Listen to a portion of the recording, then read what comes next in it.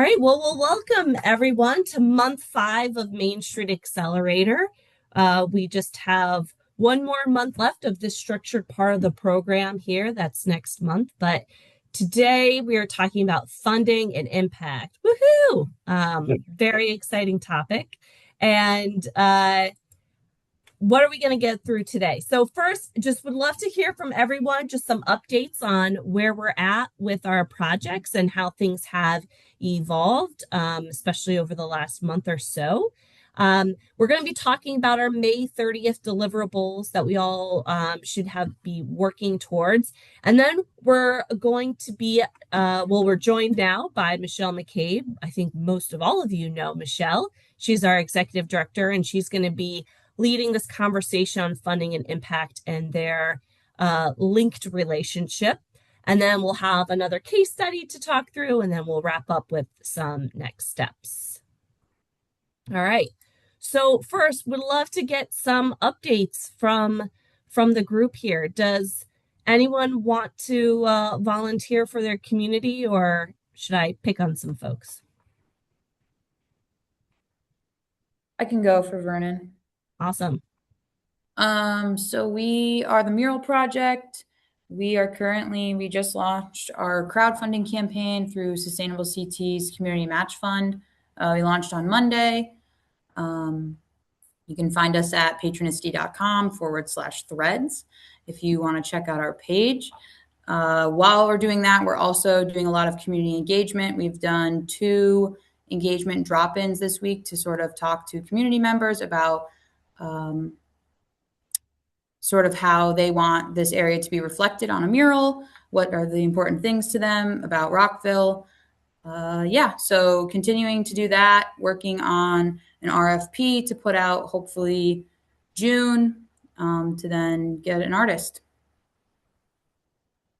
Awesome. And congrats on launching the campaign there. That's Thank really you. great. Excuse me. Who's next? I can go for Deep River. Excellent. We launched our program just recently by getting approval by the town. So the Board of Selectmen, we did a presentation for the banner program. We're doing our lamppost sponsorship and banner installation. The town was very excited. The Board of Selectmen were very excited. It went very well. We got approval. We also talked to the zoning meeting the next day. So basically, everyone has been super excited. We did spend a couple weeks trying to finalize the banners and the artwork, especially when it came to the hometown heroes, because we were so nervous about getting something incorrect. So there was a lot of back and forth with the Historical Society and the 250th committee. But we did do the official ordering of the banners, I think Friday. What's today? Thursday? Maybe it was Monday. So now now that that's kind of done and we're just in waiting for that, we're not sure they're going to arrive before Memorial Day. But it was more important to us to make sure we had everyone's support and we had all the information accurate. So if they arrive before Memorial Day, perfect. If not, it will be fine. So now we're in the stage of about to engage the community and talk about fundraising and sponsorships. Awesome. Congratulations. That's really exciting. Okay. Who's next?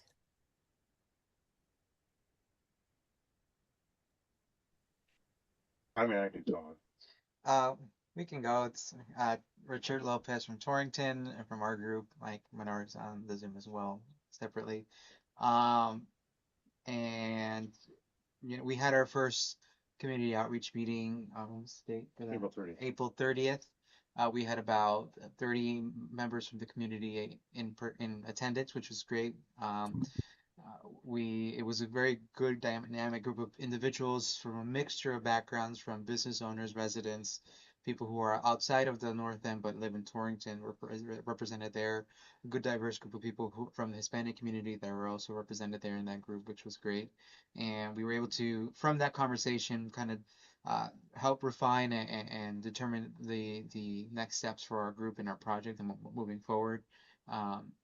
We also were able to get buy-in and then get people to support our next meeting that we're having, which is going to be we're calling it a block party in the North End.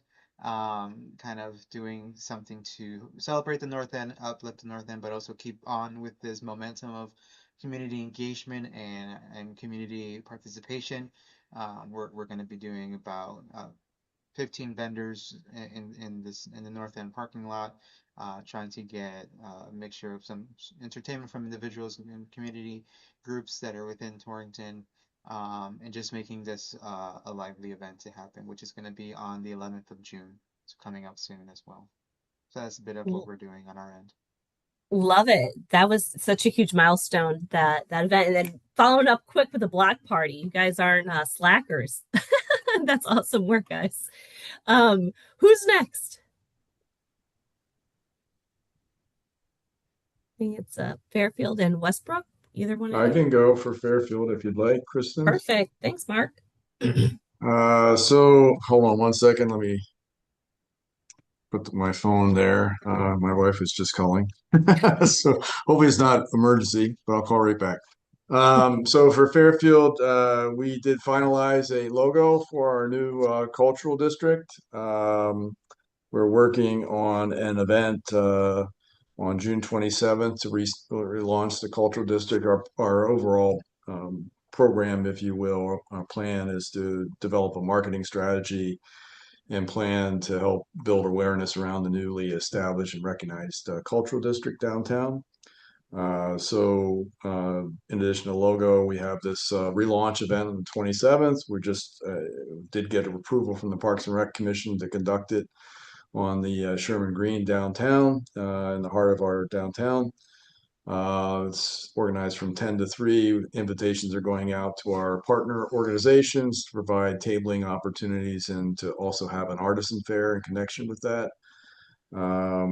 We're also in the process of installing those digital kiosks that we've mentioned before. 2 are in production right now, and we're running electric to the pad sites for those, so they'll be hopefully installed by Memorial Day. That is the update, unless other folks have something to share from my team. That's awesome, Mark. Thank you so much. I'm excited to see that logo. Well, we can share it later. Okay, sounds good. All right, last certainly not least, Westbrook. Okay, I can cover Westbrook's side of it.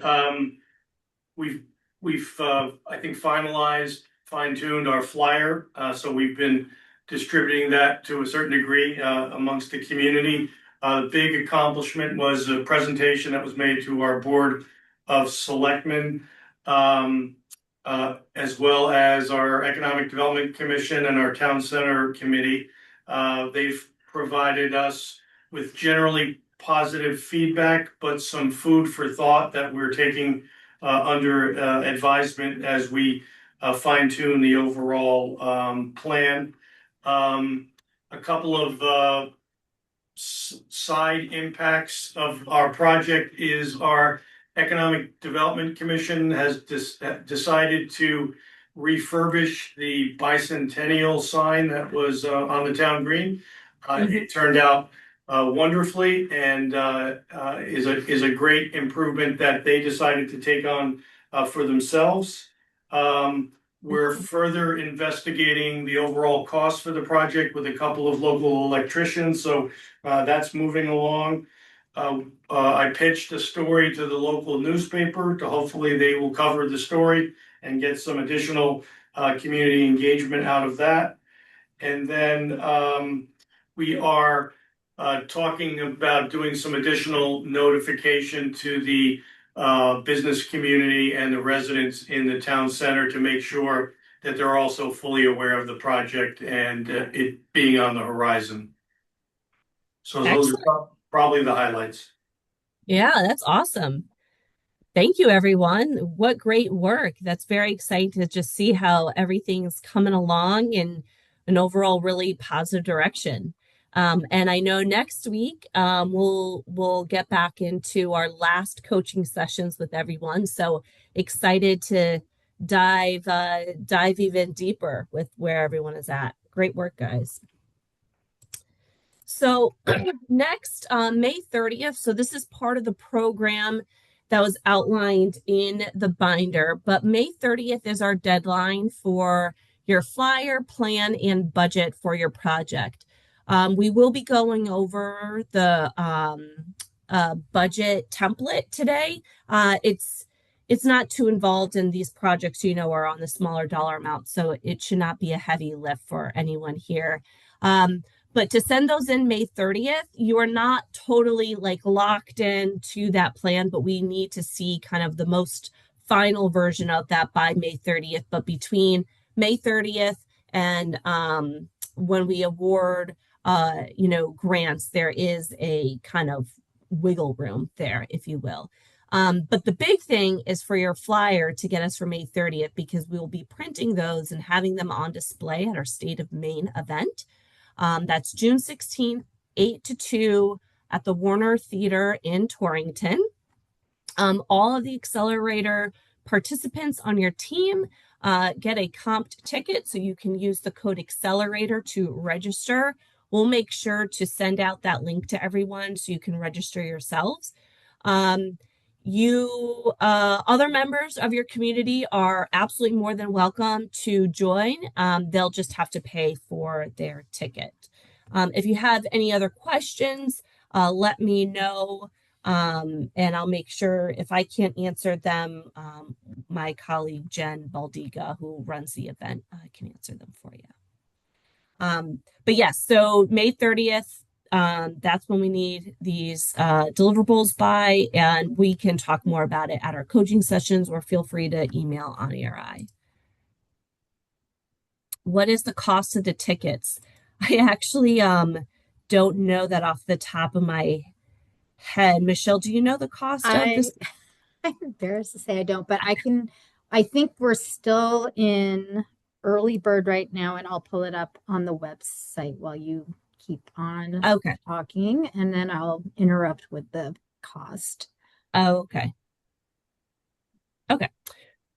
Wait, non-member is 125. And member is 100. And we don't actually, it doesn't look like we have early bird. So okay. All right. So yeah. And member, non-members based on our community. So all of you here are members, but as part of Accelerator, you get a comp ticket, but anyone outside of your team will pay. But they'll be, now if somebody lives in Torrington, would they be considered a member? No. Okay. Yeah. All right. Very good. Okay. So let's get into the main reason why we're here today, to talk about funding and impact. So, this stuff is hard. I know that this is a very experienced group of professionals who have been in this world a bit. And so definitely would love to hear your either comments in the chat, or come off mute real quick, just to kind of get a touch point on how familiar or comfortable or experienced you are in this world of funding and impact measurement, fundraising through grants or donors or sponsorships. Any kind of quick sense of the room here?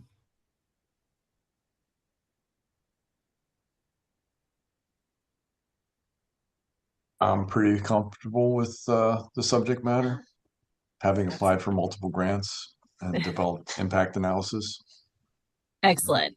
Perfect. And I know, yeah, Mark, you could be But right up here. Please don't call on me. too late. Well, what we want to really cover today is a thought process that, for those of you who maybe are newer to this way of thinking of how funding and impact are interconnected, for you to learn this kind of thought process and apply it anywhere, not just to our project here, but really, going forward on any of your downtown initiatives. So we hope that this is really a dialogue here. We have obviously slides, but please put in the comments along the way, questions or, thoughts or experience, or come off mute. we really want to hear, your experience, because we know that we're in a very great group of professionals. So I with I do have that, one thing. yes, please. We came off here. So from Torrington, I do have one question. Hoping we can dive into at some point in this conversation is the conflict of like being a municipal government and asking businesses to provide funding for XYZ project or event or something like that. Uh, I think there's certainly businesses that want to be participatory, but I am extremely uncomfortable saying like, "Yo, party Yeah. on, let's throw some money at this problem. And if you want to work with me, you got to show up with some dollars." That's not what I would say, but just the messaging behind it. So I hope we can have a conversation about that at some point. Yeah, I think that's a really excellent point, and let's make sure that we talk about that. That's a good one, and I think that, I mean, all of us here, right? We're all coming from municipal government, so yeah, for sure.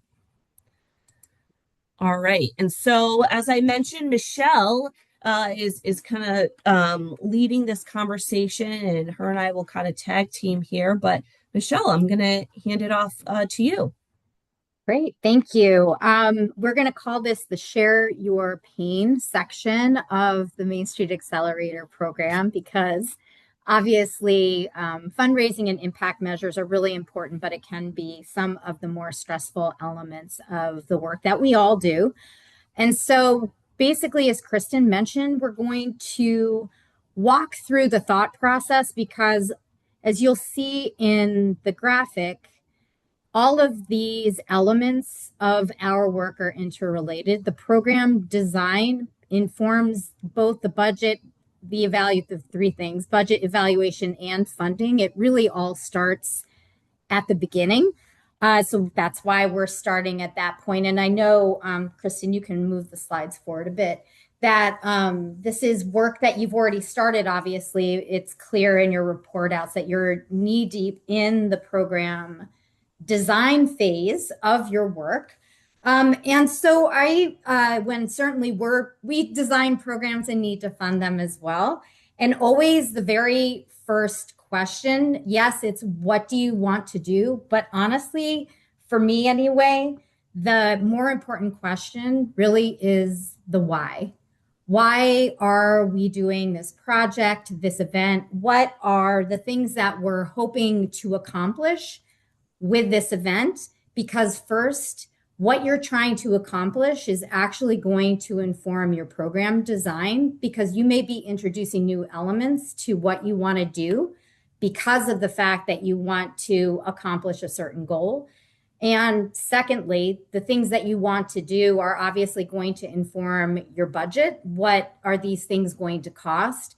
And because you're thinking about why you're going to be conducting that event or that program, it helps with, frankly, your sales pitch. And this kind of connects to what William, I believe it was William, you're like this big on the screen, but I think it was you, was referring to in his question about how do you pull in those stakeholders and those funders into the project that you are hoping to fund. So in preparation for this accelerator presentation, I thought maybe it would be helpful to do a quick run through of a made up event in order to start breaking down how the program design is actually influencing all of the other parts of it. So for example, let's say you as a downtown wanted to sponsor an art walk. You wanted to have a day of studio visits in your downtown.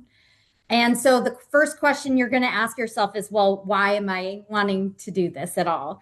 And so from there, you're going to develop the goals as to why you're doing the artwork. It could be that you want to bring people to the downtown. You might want to bring attention to the artists and give them some opportunities to showcase their work and potentially to attract new business. You might be looking at this art walk to bring new customers to the businesses in the downtown that surround the artist studios. And perhaps you want to enhance your downtown brand as an arts destination.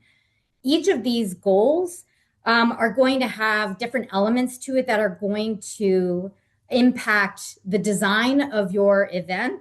And also you want that seed in your mind of how am I going to evaluate whether or not I hit those goals, and what in my program is going to be necessary in order to accomplish them. So for example, bringing people to the downtown, asking yourself, well, who are these people? Are we looking for international tourists? Are we looking for just our residents to be coming to the downtown? Are we looking in a certain mile radius? It's not necessarily statewide. These are all questions that are going to determine the breadth and the character of your marketing campaign, for example, which has a dollar impact, but also it may be a messaging strategy to attract funders.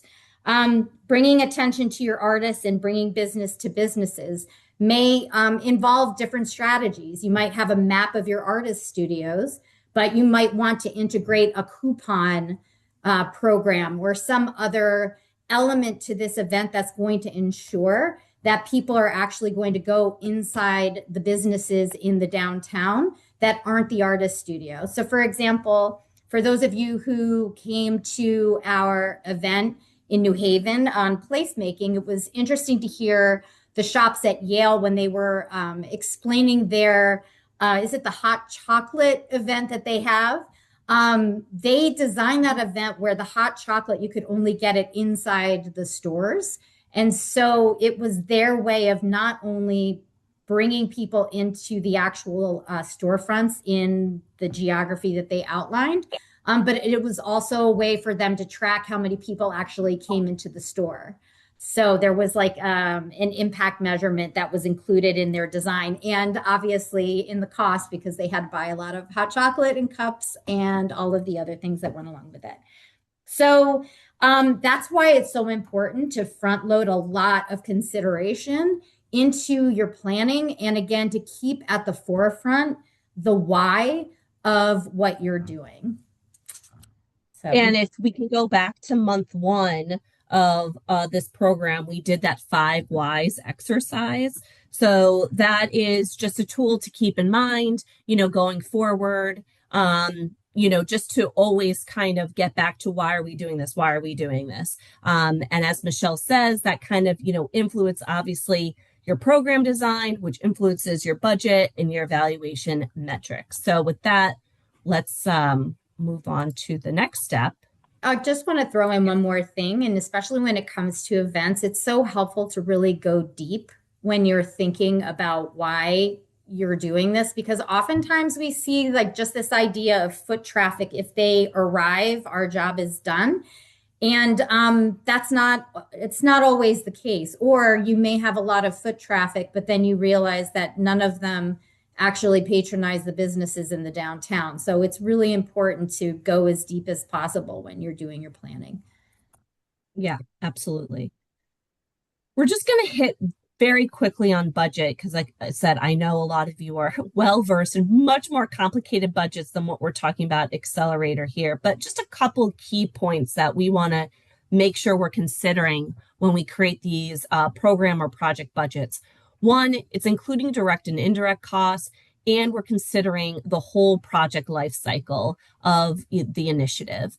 So here we have a typical kind of events budget that we'll see. It's really only focused on direct costs. We're going to need $4,300 to put this event up, and these are all the things that we need.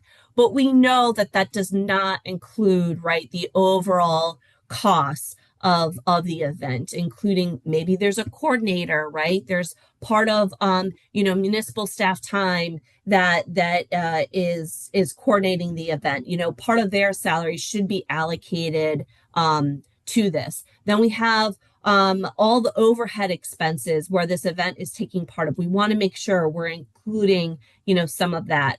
And my footnote here, number 3, kind of overhead, no more than 10% of total budget. That 10% is kind of what the funding world, right, the foundation world typically only supports, is that 10% overhead cost. We know that is greatly flawed, because sometimes our overhead is much bigger. but at a minimum, we want to hold space, right, for these overhead expenses.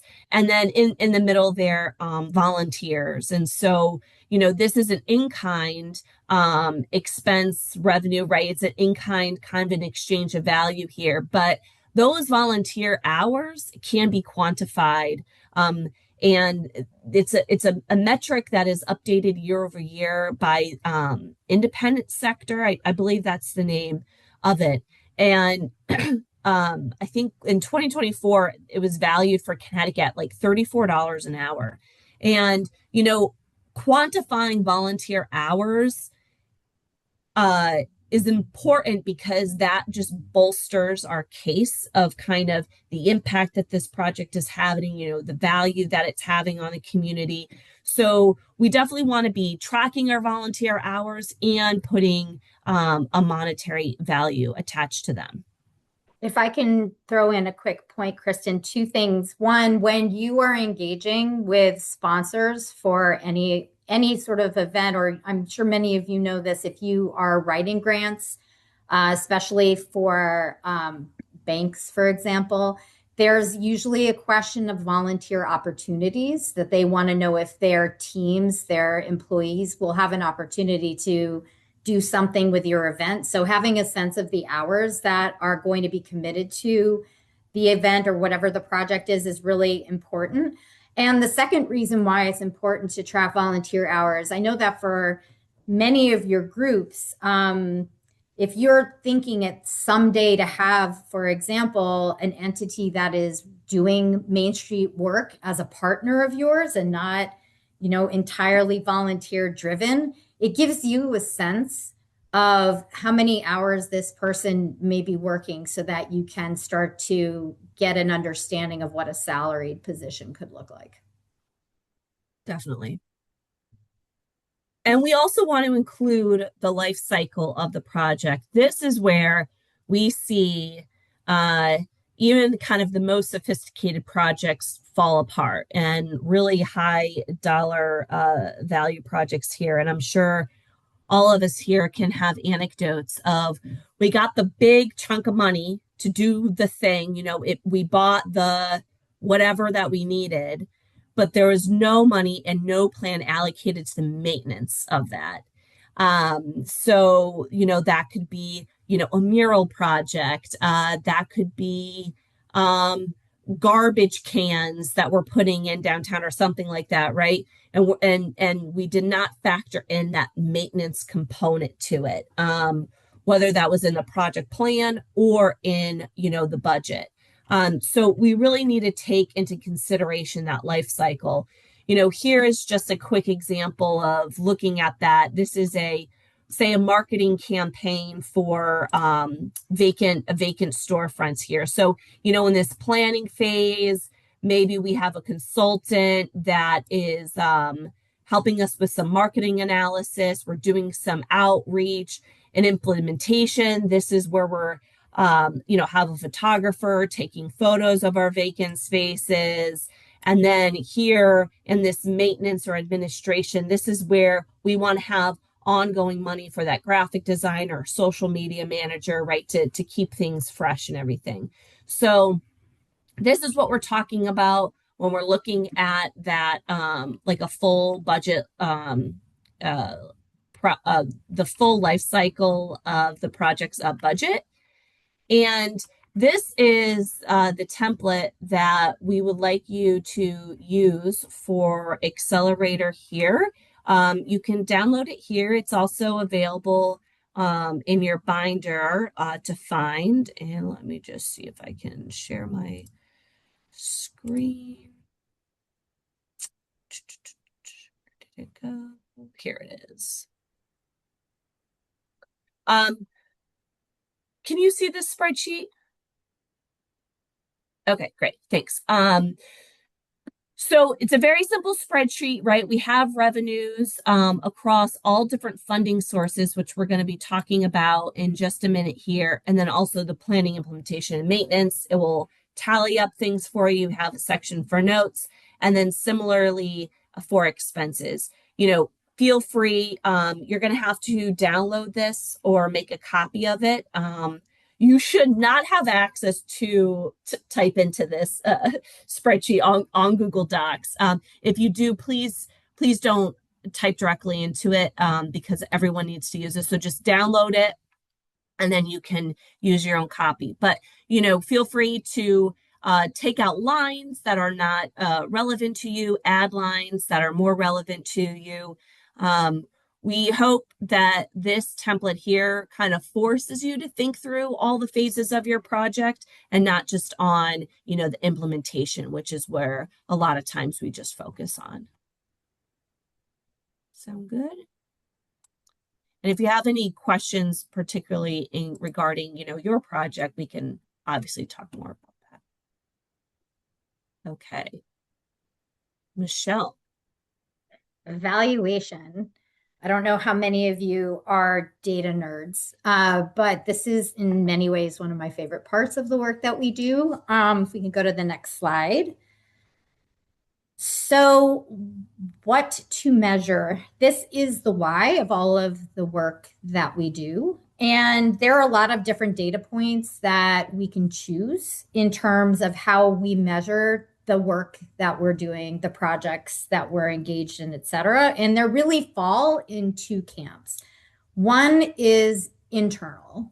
If you are engaging in any kind of work, in any kind of project that has a reason to do it, you're going to want to know if you were successful. And if you weren't, you're going to want to have enough information coming to you that will allow you to fine tune your design or pivot or some other outcome based on what you're learning. So there's one set of data that you're going to want for yourselves. And then they may be the same data points. They may be different data points. You may just simply use them differently. But the other recipients of data are the external audience of the work that you're doing, whether it's stakeholders or funders. This information is going to help to continue your projects or to do other kinds of projects that you might be wanting to engage in. So one of the key factors to keep in mind is to focus on what you can control or what you have actual impact on. So I'm trying to think of a good example. Let's say you are doing an event and the intent of the event, again, is to get more people to patronize your downtown merchants. You don't want to set a data point about, let's say, the amount of money that the stores, let's say, brought in that day, because you may not have access to that data and they may not want to share it with you.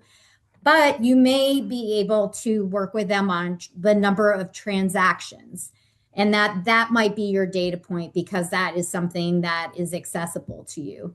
Similarly, you don't want to pick a data point or to pick a goal that is absolutely beyond your control, that it's in the hands of somebody else to be able to execute on it.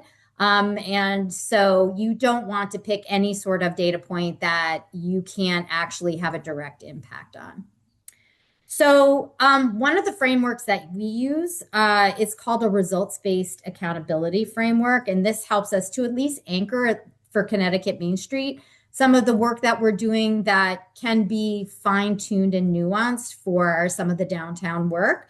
So results-based accountability falls into basically 3 buckets of questions that you ask of the work that you're doing.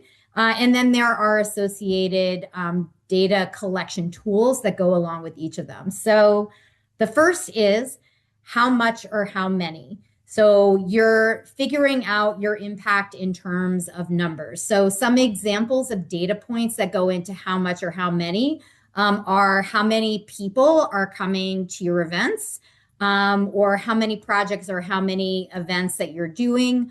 If you, for example, are looking to have your downtown as an arts destination and the way that you're doing it is through murals, you would count, for example, how many murals are you able to install over the course of a year or over the course of a few years. The next bucket is measuring how well you're doing. So it's a question of repeat attendance, retention, a satisfaction rate, perception surveying. All of that would fit into the how well that you're doing. So that's like for all of us that go to conferences, when we get the surveys asked afterwards asking how the presenters were. Again, it can be perception surveys that you're distributing in your downtown when you're asking, does our downtown feel like an arts destination? That is a how well measure. And then last, is anyone better off? And this is one of the more challenging areas to collect information on, but it's really to see if your businesses are doing better, if your arts and culture are seeing increases in ticket sales. Basically, any sort of data point that is showing that there is some form of improvement in terms of the work that you are doing. So I think the next slide. Yeah, so we have endeavored to offer a number of different data points as they relate to all of the qualities of vibrancy that we have in our Main Street approach. So, for example, for investment in a diverse economy, those whether you're successful in that area can be measured by the number of businesses in your downtown. You could be tracking sort of your business retention rates, housing units created, vacancy rates. I'm just picking a few of them off of this long bulleted list. And, you wouldn't necessarily pick every single one of these measures, for example. If you, in, let's say, a 3-year strategic plan for your downtown are like laser focused on vacancy, you're going to identify vacancy related data points. You may not be particularly interested in, I don't know what it could be. I'm picking one here, like rehabilitation projects completed. That may not be your focus, for example, in a given, year or 3, whatever it might be. So some of the other ones for navigation and convenience and in connectivity, it could be measurements in traffic data or parking usage, wayfinding, signage improvements, unique sense of place, evening use, public art. We have this, I'm sure if it's not, we should be sending it to you. Yes, it will be sending it to you. But these are just in your binder. It's in your binder, no less. So you can take a look at some of the data points that we have collected along these 6 qualities of a vibrant downtown. Yeah, and just to pause real quick here. These are just suggestions. By no means is it an exhaustive list or the best list that will work for you, but just as a starting point. And just going back a slide where we introduced this results-based accountability framework, I just wanted to pause there and see if there's any questions or comments or any points of confusion. When it comes to data analysis and evaluation, there are a lot of different frameworks out there, KPIs and OKRs and whatever other kind of acronyms that are out there. This one is a nice one, results-based accountability, because it separates out counting, how many people came to an event, which is important, but the number of people to the event, for example, doesn't necessarily mean that we're better off in making a dent in our why, right? So I just want to pause there, open up for any questions in the chat or come off mute. Or reflections or what you use currently.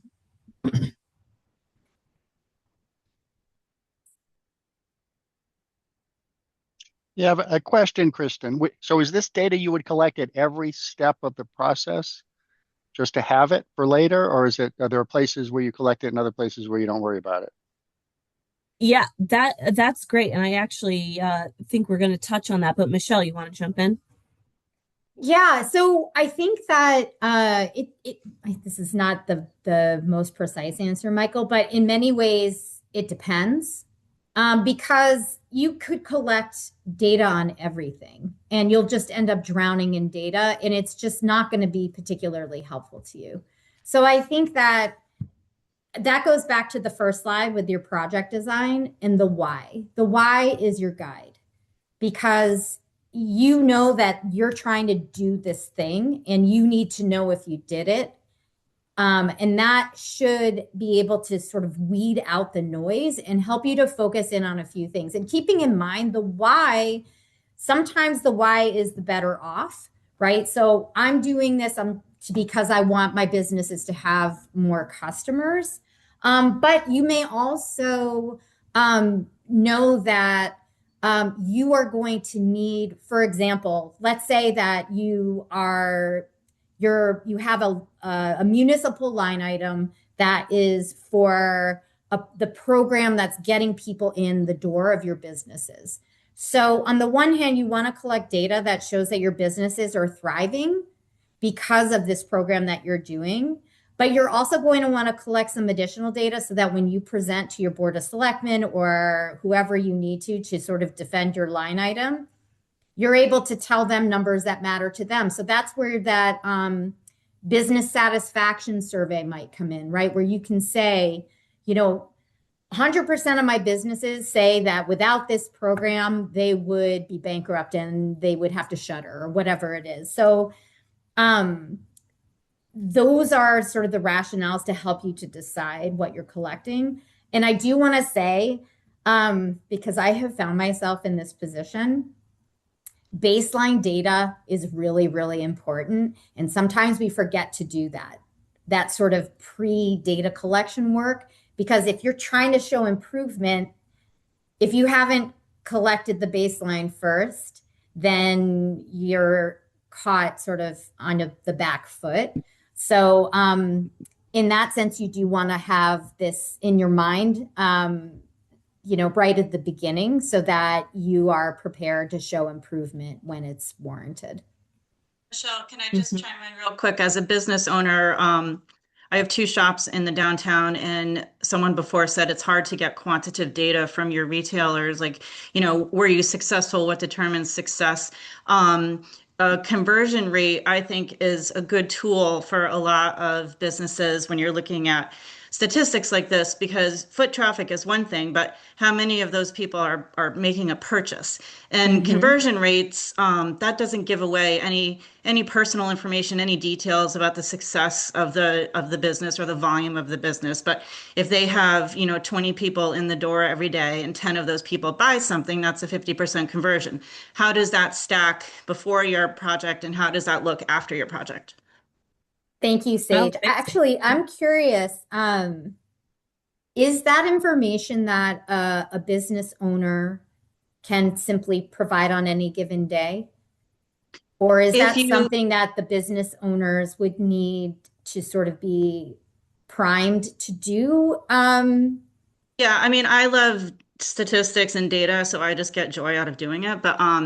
But I also own my own business. So you would have to identify the art studios or the clothing stores or whoever makes up your downtown and say, we're interested in your conversion rate. Like how is the pedestrian traffic or the vehicular traffic impacting your, sales? And here's how you quantify it. It's very simple, but you would have to probably just, here's a sheet, here's a photocopy, even if it's just like simple tick marks, and even just show them how to do the math, because they'll have to show their part-time employees or whoever, but it's extremely simple.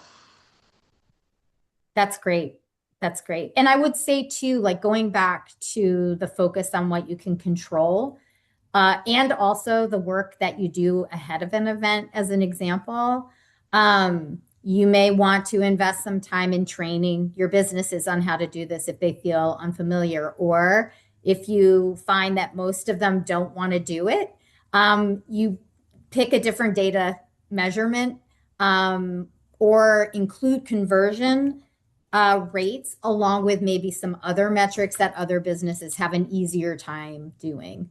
But Sage, that was really important. And I think it's a great idea to train businesses that don't do it on the regular to start And doing it at you least don't in even the have to do context it. of events. Yeah, you don't have to ask them to do it every day. Just say like on the first Saturday of the month, or just, pick something that doesn't seem overwhelming. Yeah. And I think you can also, again, this goes to program design.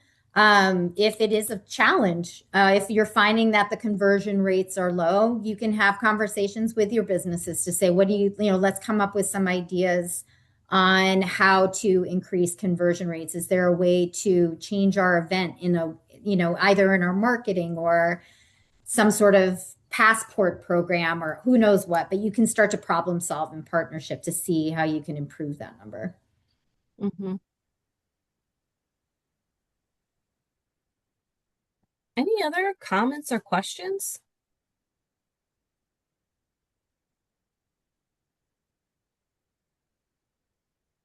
Okay. Michelle, go to the next slide here on tools. Yes, so this is just a sampling of some tools to collect data that we're going to add conversion rates to for future use. But you can use pre and post surveys, counters when you're trying to figure out attendance. Obviously, we can invest in some of the more expensive tools like Placer AI for that. Coupons can be, and passport stamps can be a helpful way to figure out, whether or not your event has had any traction. There was one event that was done in, I think I want to say it was in the old Saybrook area. One of the resorts was having a movie night, and you could only get tickets to the movie night if you patronized the business. They had the tickets. So it was a great way to just track like whether or not people were responding both to the, not only to the movie night itself, but also if it wasn't successful in getting people into different businesses in the area. You can conduct, this takes time, but it's worth it, is to sit down with stakeholders after you do a project and see what they think of it. And then getting regular feedback from your stakeholders, businesses, vendors, property owners, et cetera, to see how you're doing in terms of the work that you're engaging in for whatever the why is.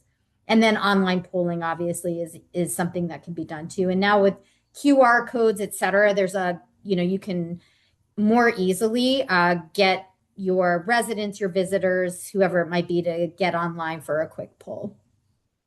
Yeah, just one other thing to add here, Michelle, that's not explicitly on this slide is that, now, right, with all these access to AI tools, one thing that has really opened up for us in terms of data collection is the ability to do qualitative data analysis much more easily. So that could be, an open-ended kind of, what do you think about, right? Fill in the blank, kind of put in your response there, whether that might be like a chalkboard kind of community engagement activation, or whether that's an online survey. But now with this technology, we're able to really do that qualitative analysis much more easily. And what we've found is that qualitative analysis it's very rich. You get a lot more rich, nuanced information that a checkbox doesn't totally capture. And, obviously the questions that you're going to be asking for any of these tools should be connected directly back to the why of your program design. So some of it might be the how well you're doing. So you're asking if people enjoyed something, if they felt that the quality of whatever interactions it might be were good. If they like the artwork, whatever it is. And then the better off are going to be a different set of questions. If you're asking people, if you're looking for a change of behavior, it could be something like, do you see yourself coming to downtown to shop more often now? It could be, whether people feel better, are the murals making you feel more proud to be, for town, or this to be your downtown, et cetera. So the design of the questions will need to be quite thoughtful in order to connect with whatever that evaluation framework is that you had determined at the outset. Mm-hmm. Okay, we're going to break out into your individual teams right now. We're going to do 10 minutes, not 15. I'm just looking at time here. And what we want you to do in your teams is I want you to discuss more in depth about the metrics that you want to measure. I know on your project plan template, there's kind of a column for metrics, and that's kind of more for counting things. But, given this conversation that we've had here about evaluation, what are we going to measure to see if we reach the goal of our project? I really want to hear, your thoughts and give you some time to think through this as a team. So I am going to, hopefully these breakout rooms go seamlessly. I've already have you guys paired up to your groups here. So I'm going to open up the rooms and give you 10 minutes to talk through your evaluation here. Before I do that, any questions before I break out into rooms? Okay. All right. Opening the room is resume recording here. Welcome back, everyone. Just love to hear any key kind of conversations, ideas, evaluation metrics that you want to share with the group that you guys discussed, or any questions that you still might have. Well, thank you for giving us an opportunity to check in with the rest of our team on our plans. So it was a good check-in. Good. Happy to help. We're still doing the pre and post survey. We just need to get it out. That's all. Oh, good. So we were looking at ways to quantify, and ours is a banner project, and we know that we have Vernon's doing the mural project, and they have very similar goals. To bring energy is the word Sage used. I love that to the community, and yeah, how would you quantify that? We threw some things around, but we want to hear what you had to say or from experience. Yeah, this is definitely like in the category of where these abstract things, it's a little bit harder, to measure. I'm definitely thinking of one response to the project itself, the positive feedback, media mentions, social media engagement. Those are the things that are coming to mind immediately for me. Yeah, we were thinking of feedback and possibly even having a poll or something like that we could have, put a little postcard at the cash register. Yeah. Like Daniel was saying, one of the goals is, increasing pride in town, slowing down traffic, increasing foot traffic. But some of those things are quantifiable. A lot of them aren't. So that's where we're kind of, if we did a poll, like Daniel said, and say, what do you think of the banners? How did they make you feel? Have you stopped? I don't know. We just wanted to see what the group thought in terms of what would be a good metric in our case when you have art. A couple things that came to my mind. You could potentially include a QR code that has some activity connected to it in the actual banner. And so that's a means, like if maybe the QR code is like, I don't know what the banners, if they're a celebration of local folks or whatever. We just supported them. I wish we would have thought about that before Tuesday. Sorry. We didn't have time. No, we did actually think about we thought about the QR codes when it came to the Hometown Heroes and giving them, linking to the bio and the obituary and things like that. But it was just too rushed. We didn't want to make any mistakes. And so we thought in the future, a QR code might be definitely a tool we could use. Daniel in our breakout room thought that maybe if we designed a postcard with a QR code that we could have, because we have the national muster, we could maybe give it to shops and restaurants and hand out the postcard and encourage people to scan the QR code and answer 3 questions. So that might be a good tool.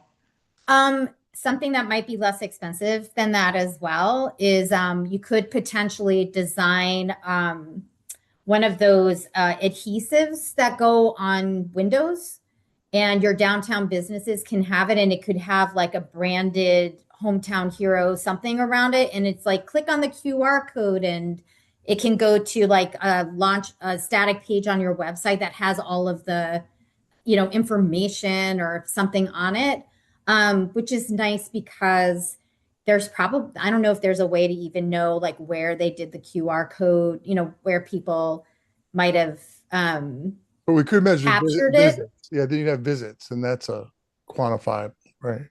And then if you're looking at slowing traffic, I don't know if you've spoken to your police department, but they can have one of those temporary, I don't know, they set up some sort of temporary measurement, like they could even do a pre and during, see if it's, I don't know, they could set up a traffic counter and they can maybe measure before you put the banners up. If you want this to slow people down, there's a way to measure it if it matters. I mean, I just think it might be a lot to ask of the FPD. Although I feel like there's a way for, anyway, I think students have done it, and it's not, it's actually kind of a fun student project. Anyhow. Okay. Yeah, we'll do some research on that too, because we should know about that. Excellent. And excuse me, as we get into our coaching sessions, we can definitely continue this conversation and dive deep into these evaluation metrics. Awesome. Thanks, guys, for sharing. Okay, let's move on here. So, Michael, your question on timing, just to quickly hit that here. Michelle, do you have a few more words you want to say? Or I mean, I think it's the slide outlines it for you, just that there are different moments in time that you're going to want to be collecting the data. Year over year is helpful. Yes, it depends a lot on what the thing is that you're looking to collect the data about. And you don't have to be excessive depending on what it is. If it's an annual event, you might want to track things, year over year to see increases, decreases, etc. So. Yep. And just one point I want to make here before the project to gather baseline data, pictures count here, pictures of before pictures. So make sure you have all of that documented. And then also in line with time, what the intervals of when you need to evaluate, very much tied to who your funders are. So let's get into funding. And this is just an outline of some, and I know that many of you seem to be very familiar, at least, of where the funding comes from or could come from. And this is an example of some of the funding mechanisms that can apply either to supporting a Main Street organization as a whole or the activities that downtowns do in order to maintain vibrancy. I don't know if, say if you have any questions, but I'm assuming that you're very familiar with that. And I thought that maybe we would jump straight to this particular slide and return to the question that was asked, which is really not a question necessarily of who the funders might be, but how do you engage with them and attract them to be funders in whatever the activity is that you're looking to bring them on. So this is where that data really comes into play, and really understanding what's important to the person who you're asking for the funding. So whether they are looking for, and this all sounds really mercenary, but honestly, this is sort of how it goes. Like people, yes, want to give money from the goodness of their hearts, but typically there is another benefit that accompanies it. And so sometimes it is just they want to be able to demonstrate that they care about the communities that they're in. And so they want it to be clear and obvious to someone driving down the street and seeing a banner program or seeing landscaping, or if it's a tabling at an event or people wearing t-shirts or logos on a website. They are looking for the community, the residents, to associate their company with wanting to do good things in your community. And so for that, obviously things like attendance records, click-throughs, all of that will be important information to share with potential funders for whatever that activity might be. Sometimes it's a question of certain activities are going to bring business to those organizations. Certain activities are going to improve the environment in which these entities operate in. Those are just some of the salient points that are going to be meaningful to a potential funder. Sorry, what were you going to say? I was just going to talk on one of the points here is this, who are the funders? Who cares? What do they want out of it? Talk with aligned funders and speak their language. I just wanted to harken back to our month 3 in this program when we talked about communication, and we talked a lot about our community outreach and talking about our project in a way to different stakeholders so that they, buy into the project or are supportive of it. I mean, it's the same exact thing with our funders, that we want to speak their language and align the metrics that we're using, right, for them to engage with the project by funding it. Kristen, I have a quick question, just because I don't have a lot of experience with this. Do you equate funders with sponsors, or are they somehow different in definition? We're using the term funders as like a catch-all for like a bunch of these funding sources right now. There definitely is some nuanced semantics that we can get into, but for the sake of this, we're talking about the individual donor to the sponsor of the banner to a community foundation that might give you a grant. We're just kind of using this as a big term. Thank you for that. Thank you. As far as, I know that it's especially challenging if you are a municipality. I would imagine that most people just assume that the town's going to pay for everything. And a few things that I hope are helpful. The first one is I think it's helpful to frame some activities as a match. That, a lot of the work of making downtowns great, it's a team effort. It doesn't fall, not only does it not fall entirely on one group to uplift this downtown ecosystem, but the benefits are shared also by everybody, right? Like the businesses are going to get more business and be more successful. The property owners are going to see an increase in the value of their properties.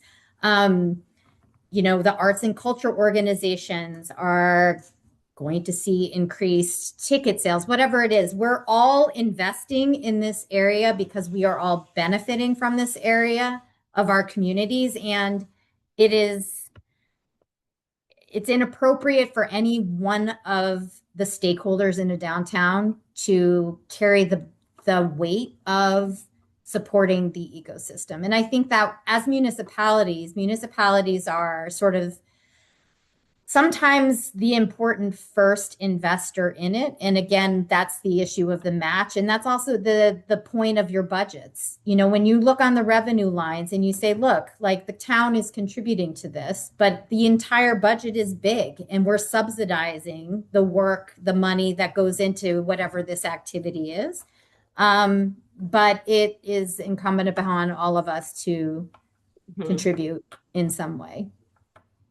Also, so William, your question here, which we're trying to, talk about now, talking about let's change our language to be a match kind of a situation.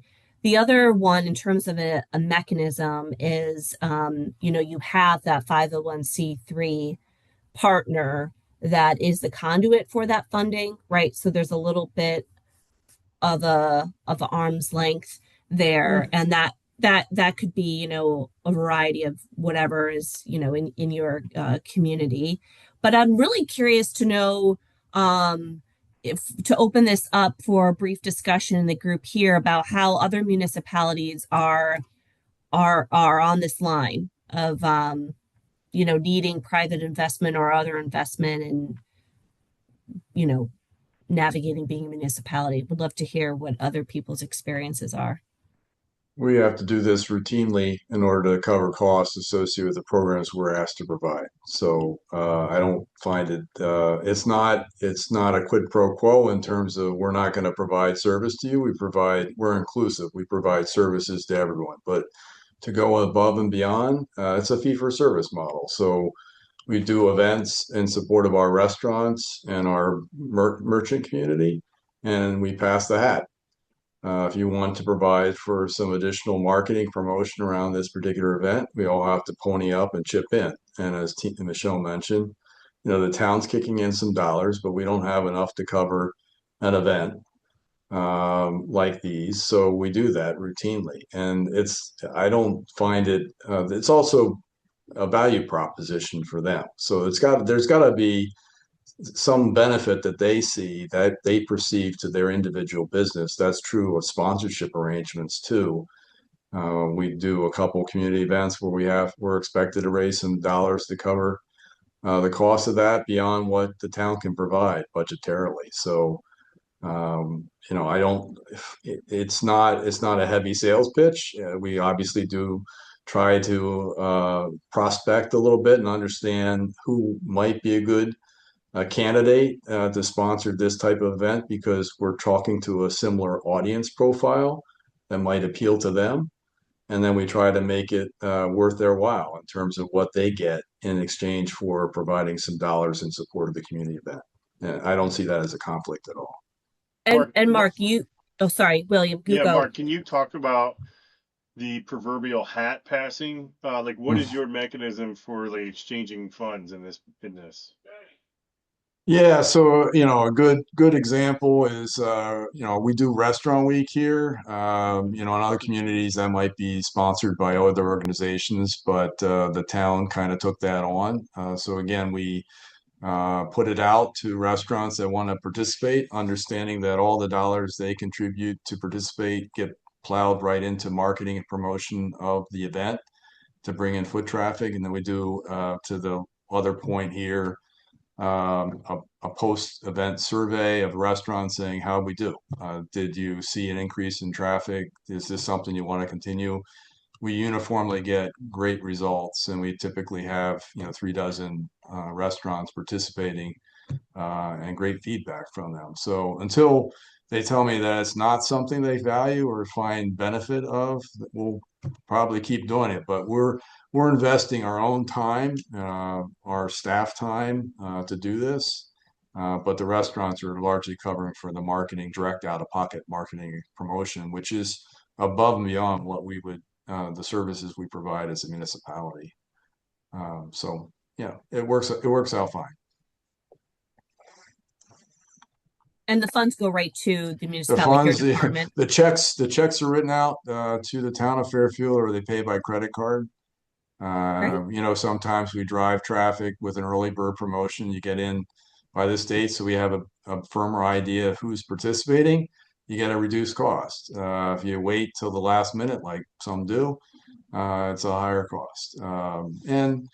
I would say some of our merchants, we understand what their price point is, but we again try to make it as low cost an option, and understanding too that they have other marketing promotion costs associated with it. But if they want to do some additional promotion around that, you gotta kick in a little bit. And as part of that, those that do, we recognize them by giving them a little added attention. So everyone can participate in an upcoming event. We have restaurants that don't contribute to Restaurant Week that have Restaurant Week specials, but we're not promoting them. So that does happen, and we do get feedback from the people who do put the money in. There's not much we can do about it because, you know, people are open. When we do a holiday stroll, we got businesses that freeloaders that kind of take part. We tell them, hey, you got to police it yourself. So it's all the businesses, they know one another. They can go tell them that that's not a cool thing to do. And so we generally, you know, get pretty good participation that way. Thank you, Mark. Thank you. I want to just highlight a couple of resources that you have in your binder, more in depth about securing sponsorships, about the community match from Sustainable CT that Annie had mentioned that they're using, and also some historic preservation funding. Maybe doesn't apply to your project today, but in the future, that is a resource for you.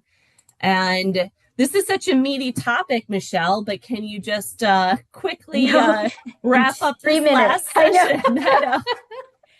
So the last piece of the puzzle is obviously analysis. So after you've collected all your data, it's time to take a look at all of it and to see how the results of whatever it is that you did stacked up to your original goals and objectives. So hopefully you are able to spend some time before whatever this event or this project is, so that what you end up getting back in terms of your evaluation is going to give you the information that you need, and will be able to determine whether it's a success, whether you might want to fine tune if you're going to do this event or this project a second time.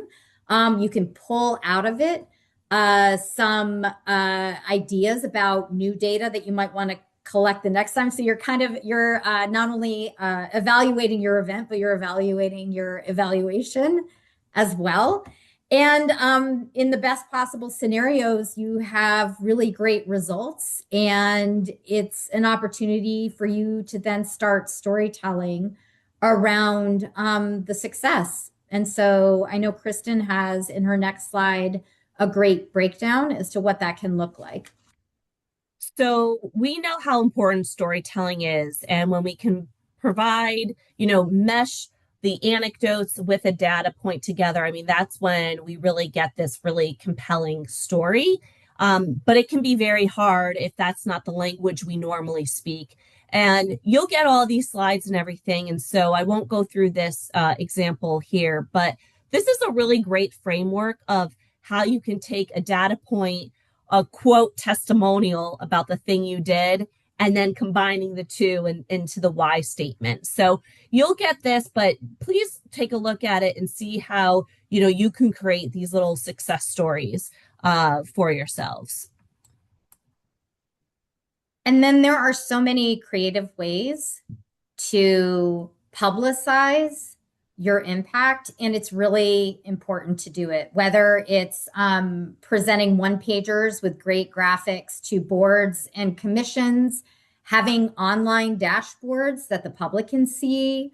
Like Kristen said, before and after pictures are amazing. But this data is the fuel for you to continue to be able to not only do work that you want to do, but to be able to build on it, because this is the information that is going to be meaningful, whether it's how many people attended, how many dollars were generated, whether a property generated no taxes and now is contributing to a grand list. And importantly, what's important too is to find the ways to connect some of that space activation work that I know you're all doing to some of the KPIs, the value propositions that are going to be meaningful for different audiences. And that's why it's so important to front load a lot of this evaluation activity, because you may have, a lot of incredible murals in the downtown. But we are going to need to take that information. It's kind of like, Sage, what you were talking about with those banners. Like, they will look beautiful. Your downtown will look cohesive and it'll be really great. But we have to be sure to be able to capture somebody's perception of it in some way in order to be able to continue a program. So again, oh, sorry, Kristen. Nope, go ahead, Michelle. Well, I just wanted to reiterate the point that we sort of started with, that, you know, looking for funding, looking for support, building a budget, that impact is the thread that needs to go through the whole process from program design all the way until the end, and that they're inextricably connected. Absolutely. And all of this, we can talk more in depth in our coaching sessions coming up. But even in between, as members of Connecticut Main Street Center, know that we are always a resource for you to think through this process and talk about the funding sources that could be available in your community. Unfortunately, we'll not be able to talk about Port Elmbrook today. But we hope that, you know, in your spare time, you can think about Elmbrook and how you would help them. To wrap up today here, like I said, you're going to get the slides to all of this with some more detailed information here. And May 30th, project flyer, budget, and plan are due. You can email them to Ani. And also, please register for the state of Maine. Don't forget the code Accelerator. We'll also send out that information to you. So you'll see us in your email.